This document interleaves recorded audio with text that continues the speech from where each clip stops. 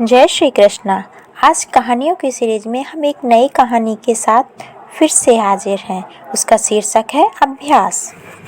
बंगाल के एक गांव में एक बालक हर रोज विद्यालय जाता था, परंतु उसकी पढ़ाई में कोई खास रुचि नहीं थी। उसके जो शिक्षक जो भी काम देते वो पूरा नहीं करता, जो याद करने को देते जो उसको याद नहीं करता। इन सब के बावजूद उसके माता पिता थे, वो चाहते थे कि वह पढ़ लिख कर बहुत बड़ा विद्वान बने। इसी तरह समय बीतता गया, परंतु उस बालक का जो रवैया था वो वही था। वह जो भी याद करता, जो कुछ पढ़ाया जाता उसको जो भी याद करता, उसे वह बहुत जल्दी ही भूल जाता था। इसी कारण उसे अपने गुरु से डांट खानी पड़ती और घर में भी हर दिन उसके पिता उसको डांटते रहते थे, उसे हर दिन डांट पड़ती थी। इन सब चीज़ों से वो बहुत दुखी रहने लगा था। और एक समय तो ऐसा आया जब इस दुख के कारण, इस समस्या के कारण उसका अपने जीवन का अंत करने का मन भी आ गया। उसने मन बना लिया था कि मैं अब इस जीवन का अंत कर दूंगा। यह सोचकर वह गांव से दूर एक कुएं के पास गया।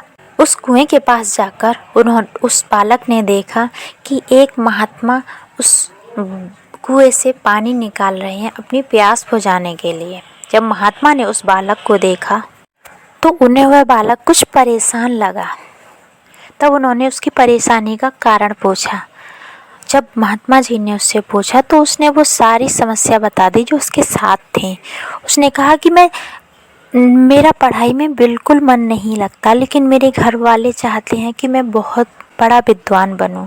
मैं ऐसा कैसे कर सकता हूं, और इस चक्कर में मुझे हर रोज़ डांट खानी पड़ती है।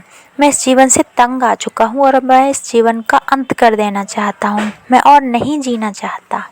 उस बालक की यह बात सुनकर उन महात्मा जी ने बड़े प्यार से मुस्कुराकर उसको पूछा, बेटा, ये जो इस कुएं के चबूतरे पर जो निशान बने हैं ये कैसे बन गए हैं? और देखो, ये कुएं के किनारे में भी बहुत सारे निशान बने हुए हैं। वो बालक बड़ी मासूमियत से बोला, प्रतिदिन के घर्षण के कारण ही ऐसा हुआ होगा, तभी ये निशान बन गए हैं, अन्यथा तो ऐसे नहीं बन सकते। तब महात्मा जी फिर से बोले, बेटा, यह प्रतिदिन के घर्षण से एक कोमल वस्तु इतनी कड़ी वस्तु को काट सकती है, तो क्या प्रतिदिन का किया हुआ अभ्यास तुम्हें विद्वान नहीं बना सकता? तुम अपने जीवन को खत्म मत करो। ये ईश्वर का दिया हुआ ये वरदान है, इसका सदुपयोग करो। महात्मा के वे वचन बालक के मन में घर कर गए थे और उस बालक के मन में एक नई उमंग पैदा हो गई।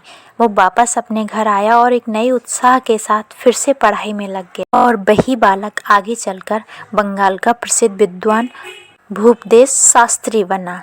जब हम कोई कार्य करते हैं तो हमें हारना नहीं चाहिए। एक नई उमंग के साथ, एक नई ऊर्जा के साथ उस कार्य में लगे रहना चाहिए। धीरे ही सही, परंतु प्रतिदिन किसी कार्य को करने से हम एक दिन सफलता अवश्य पा लेते हैं। ऐसा मन में विश्वास रखना चाहिए।